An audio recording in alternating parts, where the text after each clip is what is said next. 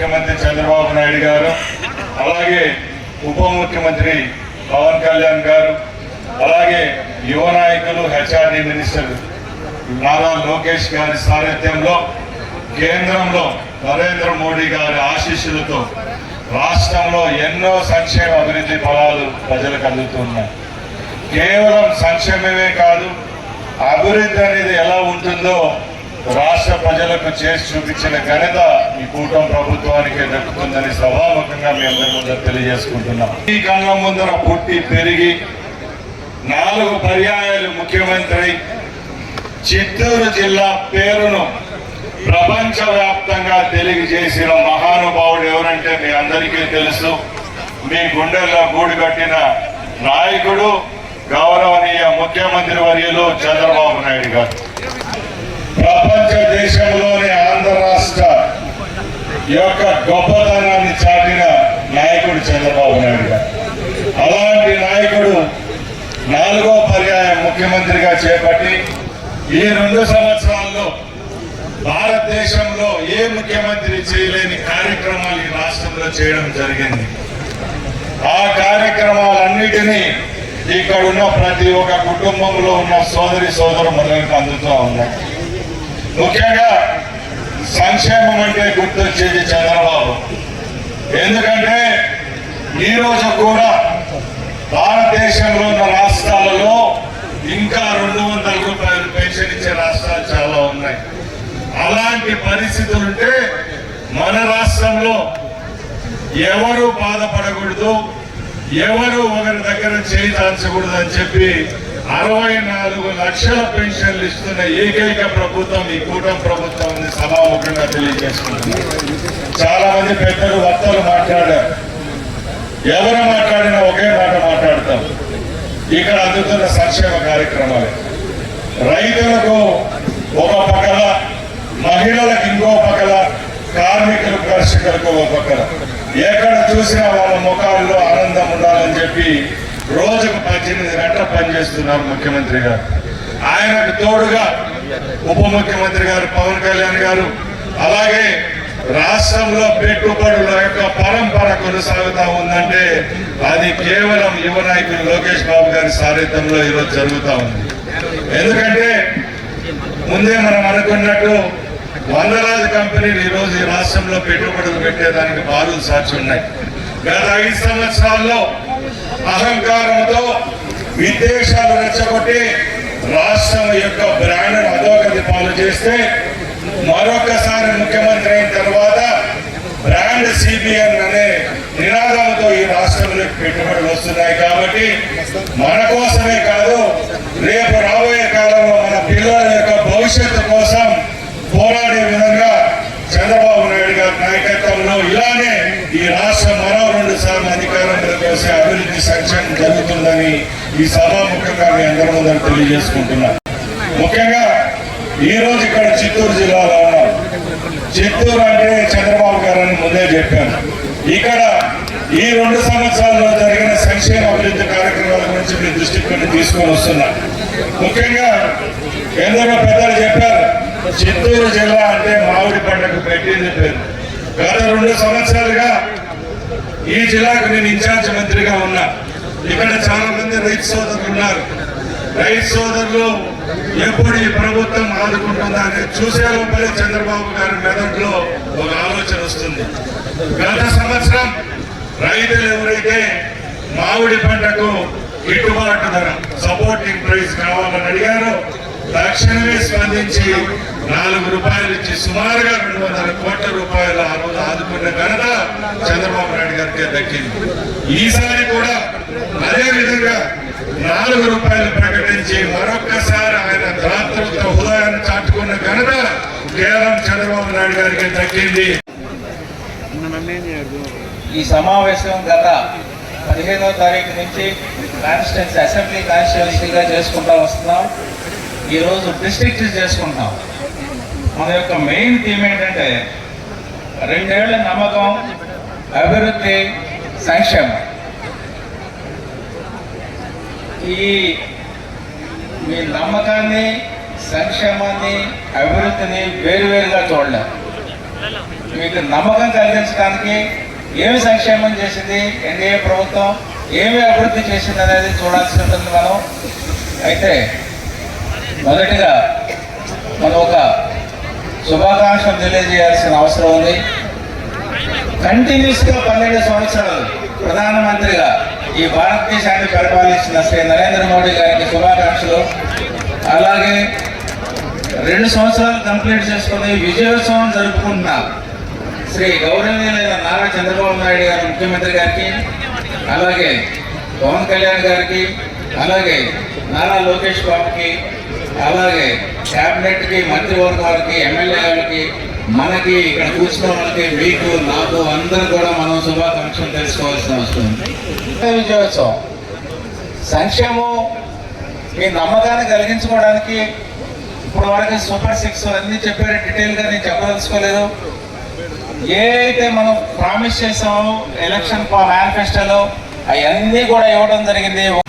తల్లికి వందనం కానీ, సిలిండర్లు కానీ, స్త్రీ శక్తి కానీ మన స్త్రీలందరూ వాడుకుంటున్నారు. అలాగే మనకు కూడా జరుగుతుంది. అలాగే వ్యవసాయదారులు కూడా నిన్ననే రైతులు రిప్రజెంట్ చేసిన తక్షణమే మొత్తానికి నిన్న 4 రూపాయలు per KG subsidy, minimum support court లేదా సబ్సిడీ కానీ సపోర్ట్ కానీ ఇవ్వడానికి గౌరవనీయులైన ముఖ్యమంత్రి గారు నిర్ణయించుకున్నారు. ఇది చాలా శుభసూచకం. సో ఇక ప్రతి సంవత్సరం వస్తుందని అనుకోలేము, కానీ పంటలు బాగా వస్తాయని చెప్పి ఆశిస్తా ఉన్నాం. అట్లాగే రాష్ట్ర స్థాయిలో మనం చూస్తే పరిశ్రమలు అభివృద్ధి బ్రహ్మాండంగా జరుగుతూ ఉంది.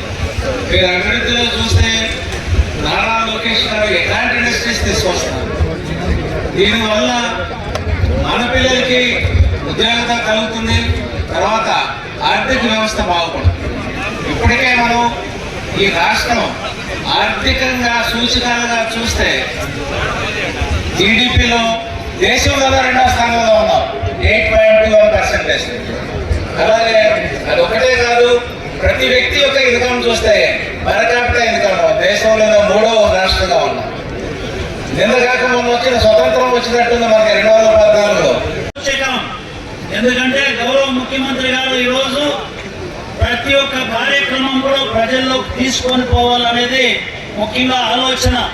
ఎందుకంటే గత తెలంగాణ నుంచి మనం విడిపోయి ఆంధ్రప్రదేశ్ వచ్చినప్పుడు 14, 19 సంవత్సరం 5 సంవత్సరాల్లో విడిపోయిన రాష్ట్రం, లోటు బడ్జెట్ ఉన్న రాష్ట్రం, అధికారులు రావడానికి ఇష్టపడిన పరిస్థితుల్లో 5 సంవత్సరాలు కష్టపడి అద్భుతంగా ఆయన చేశారు.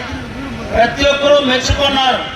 కానీ 2019 ఎన్నికల్లో ఎందుకు ఓడిపోయినాం అని విశ్లేషిస్తే చేసిన పనులు చెప్పుకోకుండా, ప్రజలకు తెలియకుండా మోసపోయి ఆ రోజు ప్రభుత్వం కోల్పోయి 5 సంవత్సరాల దుష్ట పరిపాలనలో రాష్ట్రం 20 సంవత్సరాలు వెనక్కిపోయింది. నిజమా అబద్ధమా చెప్పండి.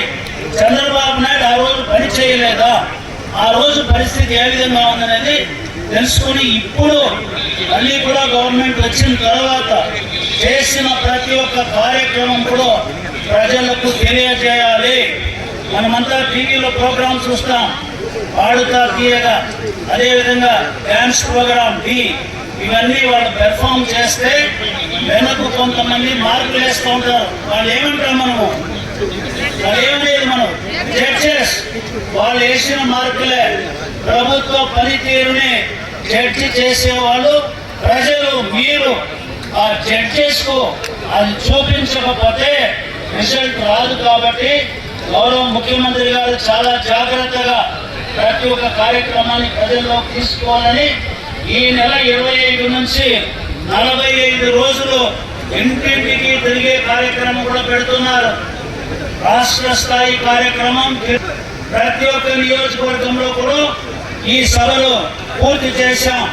రాయలసీమలో చాలా వెనుకబడిన జిల్లా ఏ విధంగా అభివృద్ధి జరుగుతుందనే విషయాలు చాలా మంది పెద్దలు తెలియజేశారు. అవన్నీ మళ్ళీ రిపీట్ చేయకుండా ప్రజలు చాలా ప్రభుత్వాన్ని మంచి చెడులు తెలుసుకొని ప్రభుత్వానికి ఏర్పాటు చేయాలి. చిత్తూరు జిల్లాలో ఒక జిల్లా స్థాయి కార్యక్రమం ఏర్పాటు చేయడం జరుగుతుంది.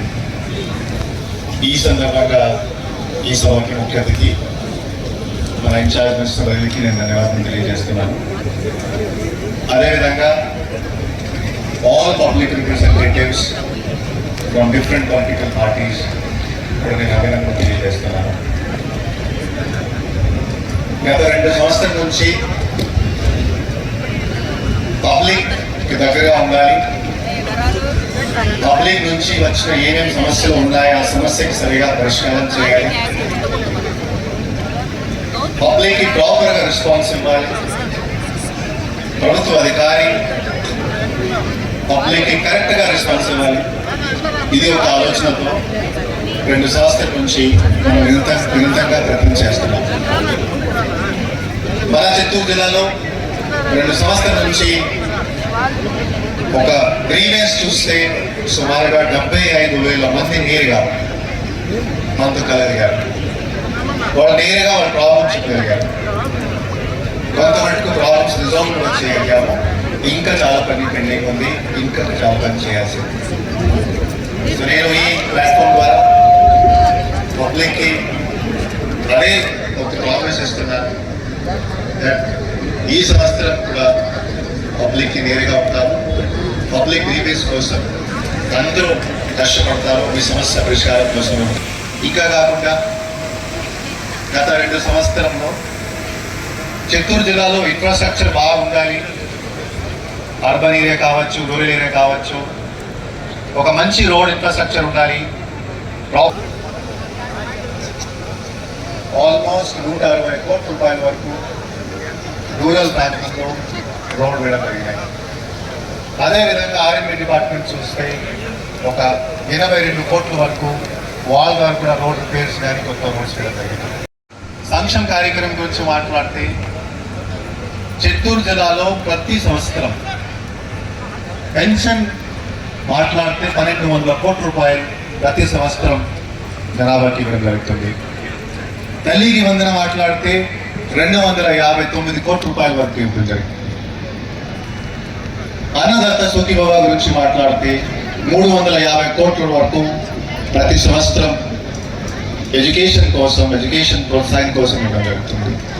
సుమారుగా 2,200 కోట్ల రూపాయల వరకు సంక్షేమ కార్యక్రమంలో చిత్తూరు జిల్లాలో ఖర్చు చేయడం జరుగుతుంది.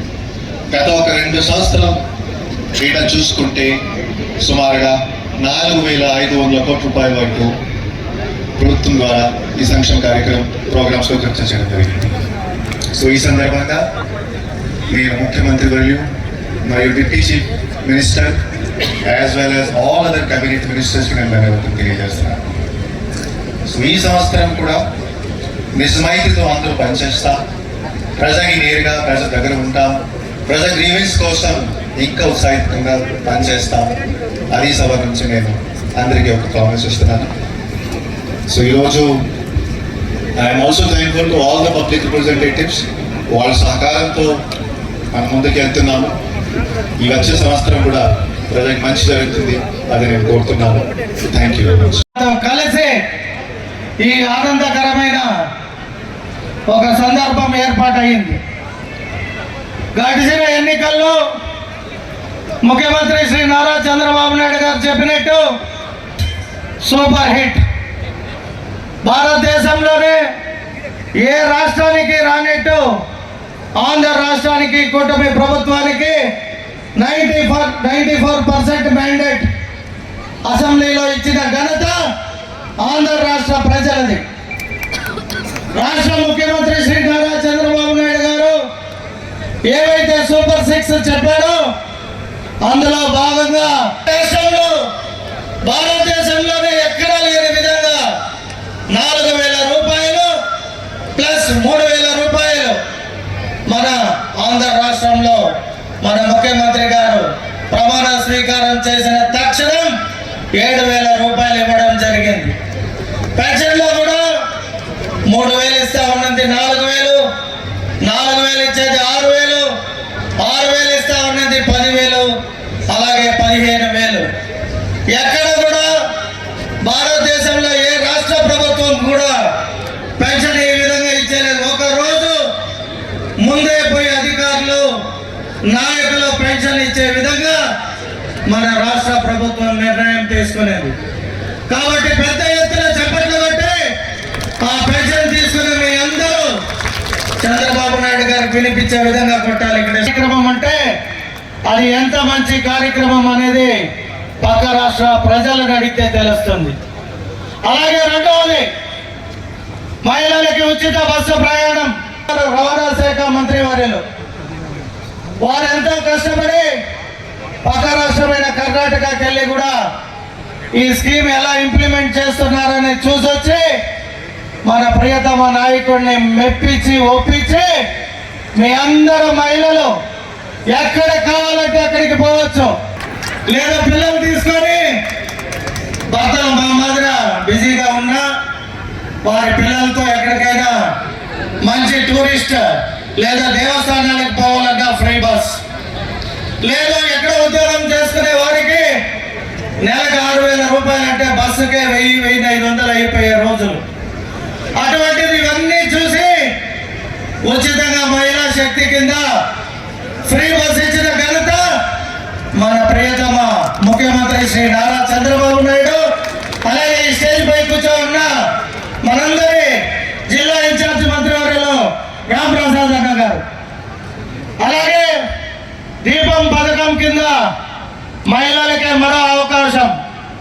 దీపం పథకం కింద 3 సిలిండర్లు ఫ్రీగా ఇచ్చారా లేదా? మహిళలకు ఇచ్చినందుకు మీరు గట్టిగా చెప్పట్లు కొట్టాలి. ఎందుకంటే అన్ని మహిళలకే.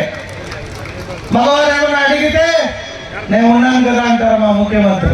కొంతమంది యువకులు పుట్టుకతో వృద్ధులు, తాతగారి బామ్మగారి భావాలకు దాసులు, నేటి నిజం చూడలేని కీటక సన్యాసులు, నూతులోని కప్పలు, ముద్దు రాతి చిప్పలు. ఎవరన్నారు ఈ మాట? మహాకవి శ్రీశ్రీ. మహాకవి శ్రీశ్రీ అన్నమాట. ఇది 30-40 సంవత్సరాల క్రితం సమాజంలోకి ఒకడు వస్తాడు, వాడు ఫ్యూచర్ ని చూడలేడు, నిజాన్ని అంగీకరించలేడు, నిజాన్ని గౌరవించలేడు, నిజాన్ని నేరుగా చూడలేడు. అర్థమైందా? నిజాన్ని నేరుగా అసమైనట్టు అన్నాడు ఎవరు? నిజాన్ని నేరుగా చూడలేని ఒక జగం వస్తాడని 30 ఏళ్లకు ముందు శ్రీశ్రీ రాసిన మాట ఇది. నేను ఎందుకు చెప్తున్నానంటే 2 సంవత్సరాల కాలంలో ఈ కుటుంబానికి సంక్షేమాన్ని అందించింది. ప్రతి గ్రామానికి అభివృద్ధి అన్నటువంటి ఆనవాళ్ళని పరిచయం చేసింది.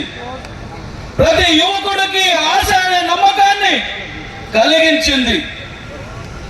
ప్రతి పట్టణానికి అభివృద్ధి నగిశీలు చెక్కి రాష్ట్ర ప్రభుత్వం నారా చంద్రబాబు నాయుడు గారి యొక్క సంపూర్ణ సహకారంతో చిత్తూరు నగరానికి నయా నగిశీలు చెక్కితే అందమైన నగరంగా ఏర్పడుతూ ఉంది. ఇవన్నీ కళ్ళుండి చూడలేని కమానులు 2 ఏళ్ల పాలన మీద, అభివృద్ధి సంక్షేమం మేము అందించినటువంటి విషయాల మీద రోడ్డెక్కి గలమెత్తుతుంటే గుంట నక్కలు రోడ్డెక్కి వెక్కిరిస్తున్నాయి. 2 ఏళ్ల పాలన మీద వెన్నుపోటు దినమని మాట్లాడుతున్నారు. నేను అడుగుతున్నా, నేను పూతలపట్టు నియోజకవర్గ ఎమ్మెల్యేని. పూతలపట్టు నియోజకవర్గంలో 2 సంవత్సరాల కాలంలో నారా చంద్రబాబు నాయుడు గారు ఎన్నికల ముందు ఇచ్చినటువంటి 6 హామీల్లో 5 హామీలని అమలు చేయడం జరిగింది. ఈ 5 హామీల ద్వారా ప్రతి కుటుంబానికి అందుతున్నటువంటి సంక్షేమం నేను ప్రాతినిధ్యం వహిస్తున్నటువంటి పూతలపట్టు నియోజకవర్గంలో 293 కోట్ల రూపాయలు ఒక్క పూతలపట్టు నియోజకవర్గంలో సంక్షేమానికి అందించడం జరిగింది. అభివృద్ధి కార్యక్రమాల పేరుతో రోడ్లు కానీ, లేకపోతే గ్రామాల్లో అంగన్వాడీ మొదలుకొని ఇంటర్ మండల్ అంటే ఒక గ్రామానికి ఇంకొక గ్రామానికి రోడ్లు కానీ, పాఠశాలలు కానీ, ఉద్యానవన శాఖ కానీ, అగ్రికల్చర్ కానీ 20 శాఖలకు సంబంధించి 790 కోట్ల రూపాయలు చెప్పడం జరిగింది. ఇది అధికారిక లెక్కలతో మాట్లాడుతున్నా. ఒక పూతలపట్టు నియోజకవర్గంలో సంక్షేమానికి 293 కోట్లు, అభివృద్ధికి 790 కోట్లు వెరసి సుమారుగా 1000 కోట్ల రూపాయలు అభివృద్ధి సంక్షేమానికి ఒక్క వెనుకబడిన పూతలపట్టు నియోజకవర్గానికి 1000 కోట్ల రూపాయలతో 2 సంవత్సరాల్లో అభివృద్ధి సంక్షేమాన్ని చేసి చూపించినటువంటి ప్రభుత్వం ఇంతకు ముందు ఆంధ్రప్రదేశ్ లో ఉందా? ఈ సవాలు స్వీకరించి 2 ఏళ్ల పాలన పైన మేమేం చేశాం, 2 ఏళ్లలో ఇలాంటి అభివృద్ధిని మునుపు ఏ ముఖ్యమంత్రి అయినా సరే, ఏ ప్రభుత్వం అయినా సరే చేసిందని రుజువు చేయడానికి సిద్ధంగా ఉన్నారా అని అడుగుతున్నా. కోట్ల రూపాయల్ని మహిళా మనులందరికీ కూడా వాళ్ళ ఖాతాలో జమ చేయడం జరిగింది. రైతు నాయకులకు